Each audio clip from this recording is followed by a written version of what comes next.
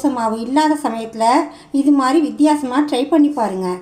ஒரு மிக்சியில் 1/2 tumbler rava, nice அவ்வளோ 1/2 டம்ளர் எடுத்து அதை கழுவி வச்சுருக்கேன், அதையும் சேர்த்துக்கலாம். அரிசி மாவு 1 டம்ளர் சேர்த்துக்கலாம். இதோட தயிர் 1/2 டம்ளரு, இதோட 1/2 ஸ்பூன் ஜீரகம், ஒரு பச்சை மிளகாய் சேர்த்து மிக்சியில் நைஸாக அரைச்சிக்கலாம். டம்ளர் தண்ணி சேர்த்து இதை அரைச்சிருக்கேன். அரைச்ச விழுதை ஒரு ஏனத்தில் மாற்றிக்கலாம். இந்த அளவுக்கு மாவை கலந்து வச்சுக்கோங்க நல்லா. இதுக்கு தேவையான உப்பு ஒரு 1/2 டீஸ்பூன் சேர்த்துக்கலாம். சேர்த்துட்டு ஒரு 5 நிமிஷம் இதை ஊற வச்சிடலாம். 5 நிமிஷம் ஆயிடுச்சு.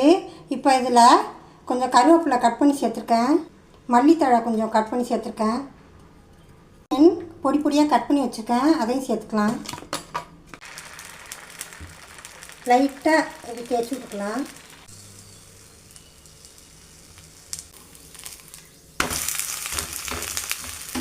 தோசை ரெடி ஆகிடுச்சு. இது மாதிரி ஈஸி அண்ட் டேஸ்டி ரெசிபீஸ்க்கு SRM கிச்சனை சப்ஸ்கிரைப் பண்ணுங்கள்.